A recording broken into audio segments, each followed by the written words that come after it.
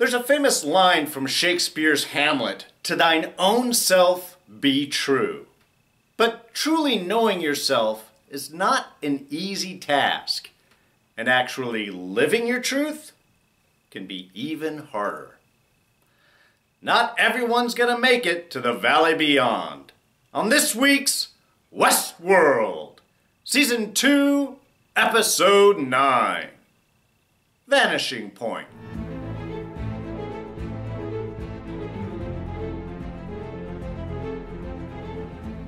Hey everyone, D here, and welcome to this week's review of Westworld. So yes, of course, lots of spoilers ahead. Alright, getting towards the end, but dealing with a lot of great character stuff and tossing away a few people to the side, kind of sadly, honestly. As we lose more people, it really gets harder and harder to not be emotionally connected to them. But the main theme, like I had mentioned in the opener, that we were looking at this week is kind of personal truth.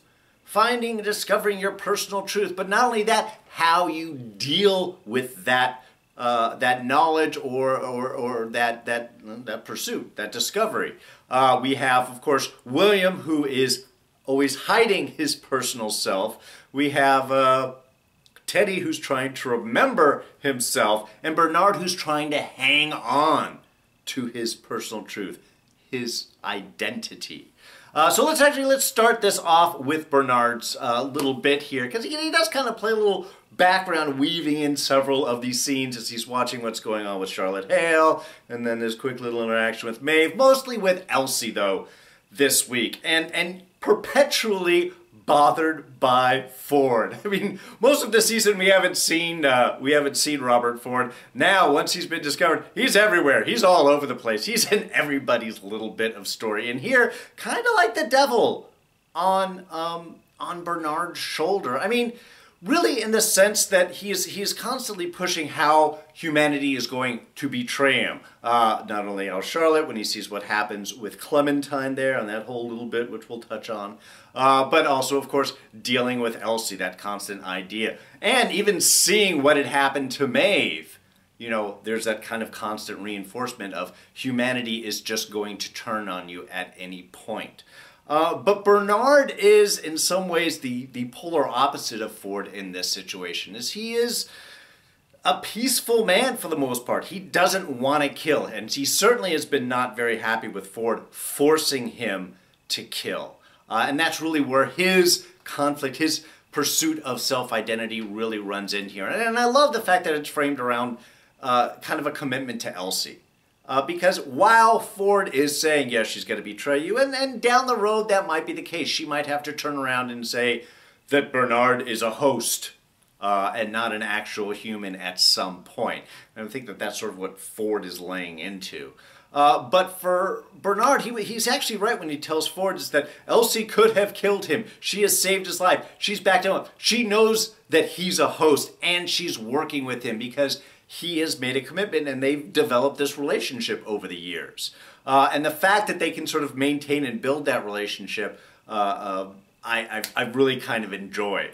So while part of me is kind of bummed that Elsie at this point is just sort of this extra character that's used to help move the plot. I mean, she doesn't really do a whole lot in this episode except, you know, talk to Bernard about what they're going to do, which is, of course, signing up, getting on, going after the Forge. And that's good. We've got a name for the Valley Beyond, and we'll get into that in a little bit. I do want to touch on all the sort of references we have to the big project. But committing, again, with Bernard to go and deal with this situation, to fix it and leverage it to figure out their own solution, where they want to go with it. So they're working together, and that works for Bernard. I think that is the key that he has to hold on to in all of his dealings with Ford, who's constantly pushing, she's going to betray, you've got to kill. And I love that whole scene where he's fighting Ford off, and get the hell out of my head, and then plugs himself in, is reprogramming himself, physically reprogramming himself to get rid of Ford. Which is just, again, fighting to maintain one's identity, to live up to the ideals that one believes in.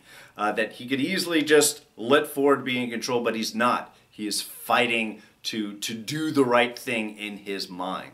And I do find it interesting that Ford kind of allows him that opportunity. Yeah, he's sort of the devil pushing certain directions on his shoulder, kind of reminders.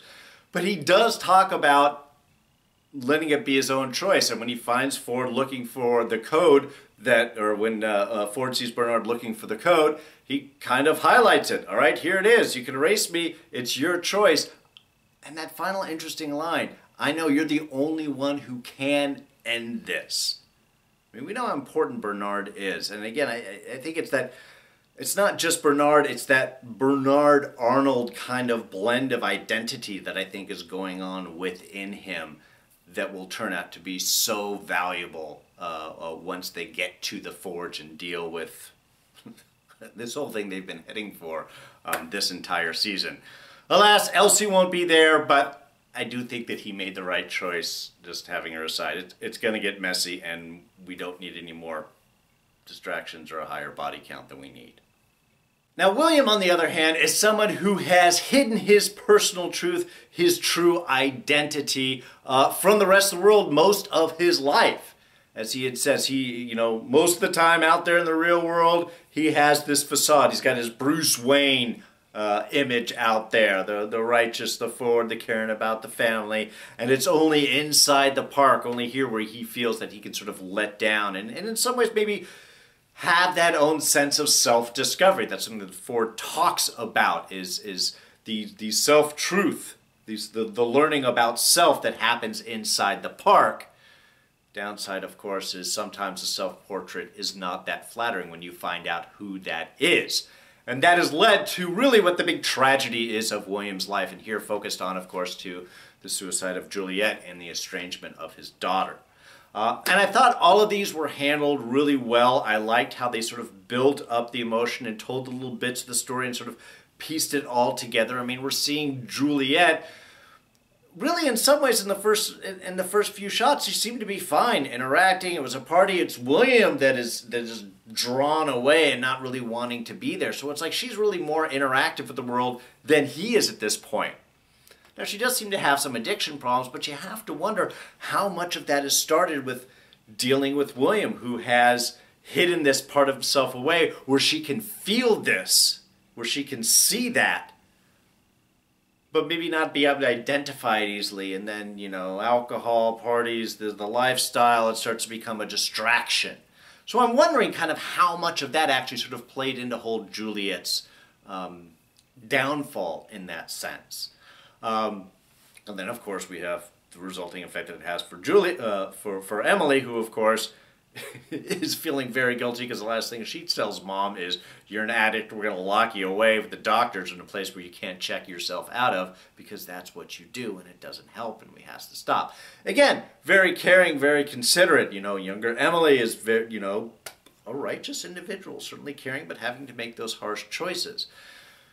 But then finding out more of the truth about her dad and how that sort of laid in, again, very hard. I have to say, the shot of the two of them when they're downstairs talking, when Emily and William are talking about Mom and how it's got to be this hard choice and so on, and you just get that drip that falls down and hits the countertop.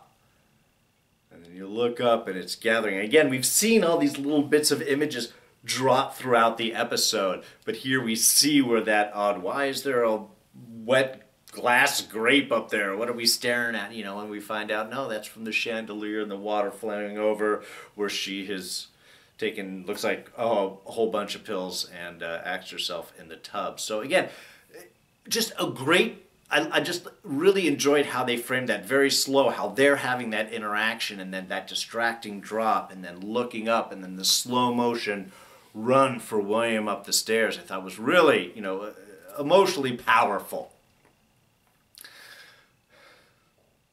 But William again, there are long-term effects to living your life this way. And certainly in his obsessive pursuit of Ford's game, he has even been trusting whether or not Emily is real. And for a moment, it seemed like he was kind of accepting her humanity.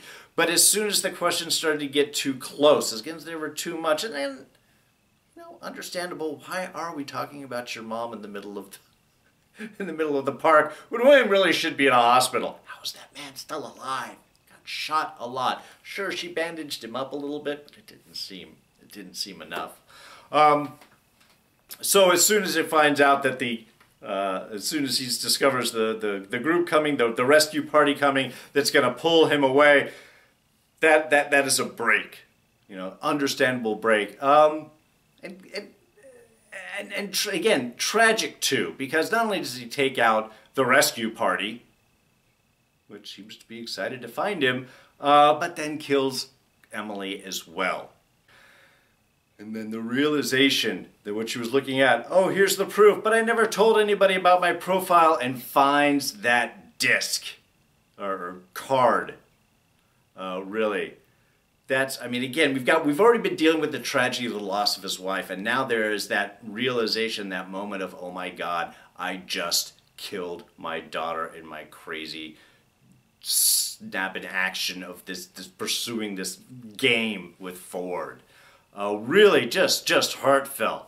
And that, of course, leads to our Scene of the Week for this week. And that is the big flashback confession, because, man, it's just so powerful. I mean, it's a quieter scene, not a big action sequence, anything like that, but it's Ed Harris, who's freaking incredible.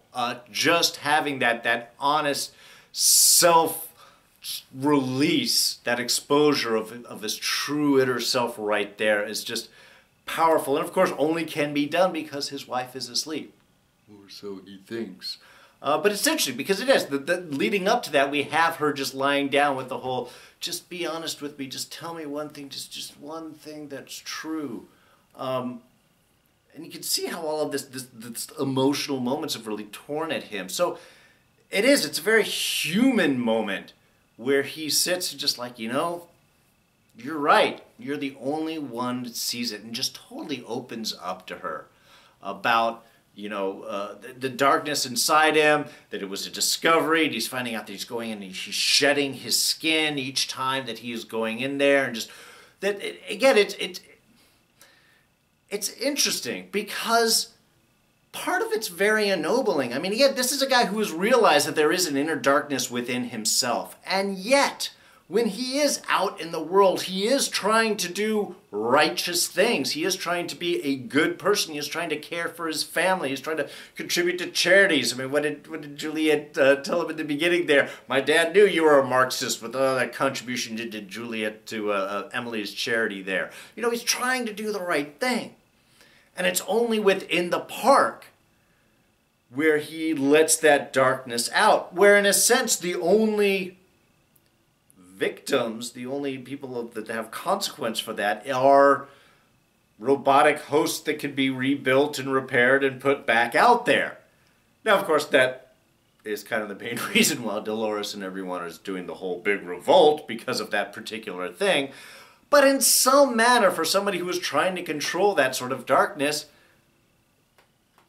there is something ennobling about that he's not trying to make people the victims or deal with any of that. Now, of course, the downside is that means that most of his life is a big facade, and his wife seeing that and not knowing that there is something wrong there and not being able to break through it, that's crazy. What does he talk about? The gaslighting he refers to as, that's when you manipulate events in order to make somebody sound or feel that they're crazy.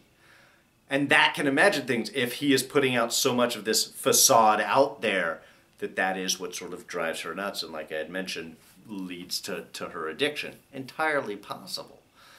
But he has this big, just opening up, baring of his soul. And then we find that she's not asleep. She's awake the whole time, listening to all that. The one moment where he thinks that she's asleep so that he can open up, and then she has to react off of this truth, everything that she suspected, and now he just went and totally admitted it. And of course, he'd slipped that card in the books that Ford had slid across of him to the bard, which ended up being his profile, which she pulls out and sees the real truth about who he is, which, of course, directly leads to her suicide. Now, a couple of interesting things with that whole bit. What his type there, where it talks about it's rare, very rare occurrence, like what, 0.007% to 7%, something like that. Persecution subtype, delusional, and paranoid subtype. That is how the computer, that is how he has been classified. That is his inner self. That's who he is. And that totally makes sense when we look back of everything that has happened with Emily, suspecting that she's not, a person, that she is a host, that she is just part of Ford's narrative. I mean, what is it that Emily had told him? You're so crazy, you think that this whole thing has been developed around you. Now, Ford did tell him that there is one more game for him. Has done it previously and in the whole bar sequence. So, I mean, it's not like it's entirely untruthful there. But just seeing that little breakdown of his personality really explains everything. How he has reacted to Emily, how he has reacted with the guards coming in, has his obsession with the pursuit of Ford's game. It was just, I mean, there was just a great, quiet little scene right there. Just a little flash on there of the breakdown. But totally explains everything about William and his interactions and his sort of descent into madness, as it seems to be. And then also we get how Emily gets it. Why? Because Mom has saved that music box that Emily started telling Dad about. Oh, remember that music box that Mom got me with the ballerina and said, I love you to my ballerina Emily, and I threw it out because she's such a drunk. I hadn't done that for years. But when I went to get it, it was gone. Because, of course, Mom got it. And she slips the card in there and holds it, and that is going to be the secret. That is just something for Emily. So, again, it explains everything that happened. It connects the card, why she has that, and gives us a background of why Juliet ended up killing herself, as she did, in fact, see the truth of her husband and could no longer deal with that. And Teddy, oh, Teddy, I'm going to miss James Marsden, really am. But a great way for him to kind of go out, to exit on his own terms. Here, of course, he has been trying to rediscover his identity, and he starts to break out. The inner Teddy starts to break out when he lets that one Ghost Nation warrior leave. And again, it was just so beautiful. Expecting he's psycho, he's killing, he's listening to Dolores, but he does. He's exercising that control, and I just love how they did it. Just him pulling the gun to the side, just away from the target. And the Ghost Nation warrior just looking back and moving. And it was just, I liked seeing that. Which, of course, led us to our big kind of final sad moment, which, again, it's going to be tough not seeing James Marsden. Man, he's been here since the beginning. But I do love how they handled it. I love him looking out and throwing kind of her line back at her, just looking at the natural majesty, the natural beauty of the surroundings, but there's nothing natural here or with us, and then reflecting back to when he first woke up, Arnold first brought him online, and Dolores was the first thing that he saw, fell in love with her immediately, was going to love her the rest of her life, would always love her, would protect her until his dying day. Which, of course, was that day. It was the only way he could do it. She had changed him. He didn't like the man that he had become. He still loved her. He couldn't turn on her. He couldn't shoot her. The only way that he could stop what he was doing of not helping, not contributing to this, was to take himself out. It's tragic. It was beautiful. It was very sad. And of course, he took himself out through the host brain there. And with the cradle gone, there's no more backup. So that's it, man. That is the end of Teddy. Which, again, very sad. But that is the consequence that we saw. Knew things were not going to go for Dolores when she forced change on Teddy. Again, this is the difference between her and Maeve. Maeve allows choice. Even Ford allowed choice to a certain extent, though we also forced Bernard to do a lot of killing, which he didn't like.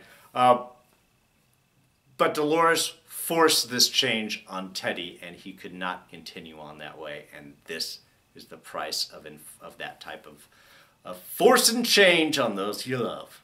You lose them. Now, Charlotte Hale has a plan on using the uplink administration access that Maeve Programming has and sticking it inside of Clementine to go and take out the hosts. In a really kind of disturbing sequence of seeing all the hosts psycho kill each other inside that little room. Though visually really interesting when Clementine kind of comes up and just puts her hand on the window, and that sort of activates everyone and they go nuts. And then when we get to that final guy who's stabbing and killing the last guy, and then we just have Clementine just pull her hand right off and he freezes. Definitely seems to be at a shorter range than Maeve's work does, but still very interestingly done. And of course, for Maeve, she does have her own little little visit from Ford there, care of Bernard, which was just a nice sequence. Was really touching, you know, seeing it was kind of interesting how Ford is seeing Maeve as his favorite. Dolores was Arnold's favorite. Maeve is kind of Ford's favorite. And the whole discussion of humanity and, you know, what you can do. And the really interesting part of this sequence was finding out that it was Ford that had sort of initiated the program to get Maeve to escape, a whole escape narrative of waking up and then delving into the whole possibilities and depths inside of her mind, the whole programming, and then getting the train and getting out of there. But that it was her choice to turn around and go after her daughter, something Ford didn't entirely expect. This is sort of, in a way, I guess, Maeve's humanity coming out. But we had questioned whether or not her leaving the train was her own choice or if that was part of her programming. It seems that, yes, her programming, the narrative that was built for her, was to leave. But it was her choice, that that free will, that brought her back. So it was just a good little bit of kind of clarification in with the storyline. And at the end, we see her kind of uploading. Ford asking, no, I want you to continue on. Don't give up. And then we see it a little bit uploading permissions. So I think maybe Ford has another Maeve body laying around and she's just uploading herself into a new body. Which would be great because the whole of her laying there half opened up, that's just wrong. I mean, I don't know, maybe she could get into another host that would at least come up and fix her up if she's got to stay in the same body, but a fresh new body I think would be nice for me. Now I did want to take a moment and touch on the whole kind of host delusion that William is going through right now. Obviously he's been questioning whether or not his own daughter, if Emily was a host, but he has repeatedly through the episode keeps clawing at his arm, at what is effectively the access point where Bernard goes and plugs in for the computer there. So I'm thinking over the years is that William has sort of developed this delusion of wondering if he is in fact a host. And he touches that sort of at the end where he's about to kill himself and he's questioning, a person is just, what are we, just nothing more than a summation of all of our choices. And are those choices even real? Am I even real? You know, is he in fact just another like James Delos that's been let out in the world? Is he just a host that believes that he is a human? So, I mean, it's kind of interesting. And we sort of touched on this idea a little bit as well. And certainly expands out to his paranoia of whether or not Emily is or anybody else around him is more host than human. Now there was a little moment when the rescue party does show up. He sort of gets scanned in the back of the head and it says clear. So unless he is some sort of new advanced bot, which is entirely possible, that does seem to reinforce the idea that he is in fact human, but has sort of started losing his mind over the years to make that question. Now, Emily is not an easy answer for that though, because our assumption, of course, is that she is a human. We have seen her at the Raj, and we saw her journey, and we saw her sort of discovering and running into Dad. There are little holes within that. Basically, once she escaped the Ghost Nation camp, and then right before she showed up at at Williams, there out in the middle of nowhere, there is a little bit of a hole. And when we don't have specific questions, specific answers, this show, it's usually a hint that there's something else going on. Now we saw Williams' scan, but we didn't see Emily's. The soldier comes up behind her, scans her, and then William freaks out, grabs the gun, and shoots all the security guys, and then shoots Emily right afterwards. So we don't really see a result. Now there is a moment where the guard does step back and look at the readout and does a... But then the big shooting happens and goes on. But we don't see that. So there is an idea is that perhaps Emily could have still been a host.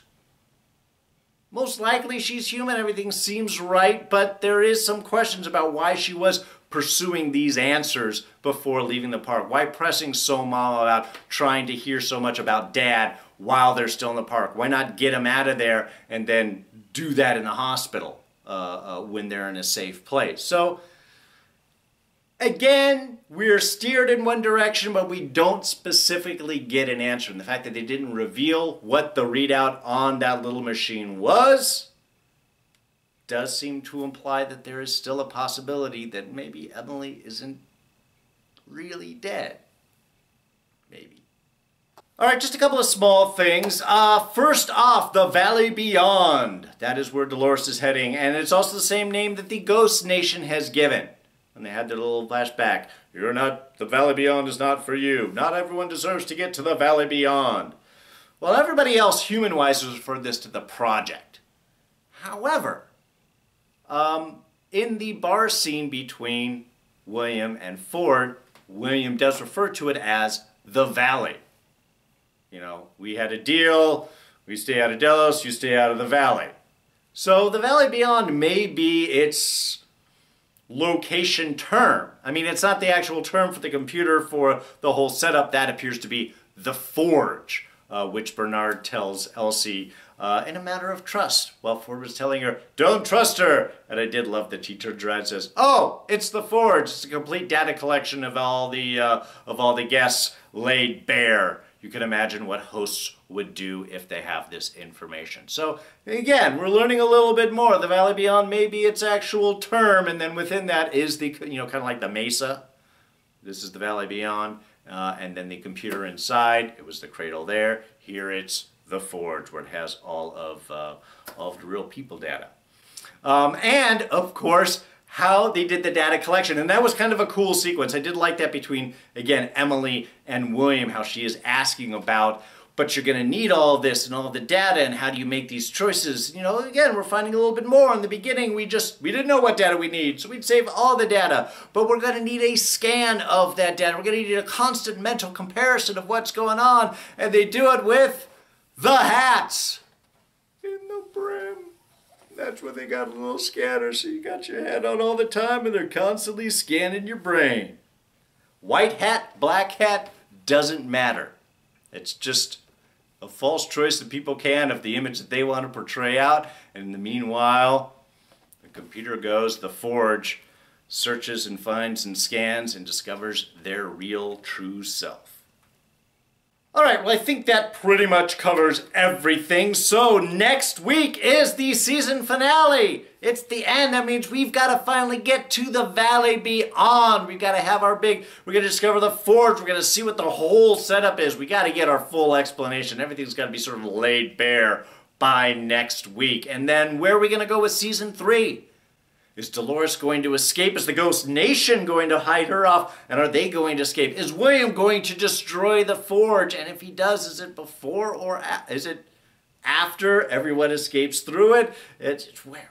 I don't know. I don't know. I'm excited, and yet I'm hesitant, because after next week, and we're done for like at least a year, possibly longer. Who knows when season 3 is going to finally show up? So, I don't know. It's a mixture of anticipation and hesitation. I'm sure you're feeling the same way. But that is going to wrap us up for this week. Thank you so much for joining me. Now, if you did enjoy this review, please go ahead and hit that like button. Thoughts, ideas, and comments, you know where to put them, down in the section below. You can always catch me on Twitter and Instagram. I am at Darren Jakes. Now, next week, while we do also have the finale of Westworld, we also have the Season 3 premiere of Preacher. Really excited about that. Tulip's dead, going to Angelville. Is she going to get resurrected? And if she does, what is the cost that they'll have to pay? There is always a price. So really, really looking forward to it. Such a twisted last season. I am so looking forward to where they're going to go this season. But that's going to be next week. So we'll have a double review again, the premiere of Preacher and the finale of Westworld. And you will not miss any of those reviews if you're a subscriber. Do that by clicking this button right here. And we'll go up and throw a little link to last season's Preacher review, plus something else we've done recently, and you can check that out. So that's going to be it for me. I'm D, and I'm out of here. Catch you guys next time. Bye-bye.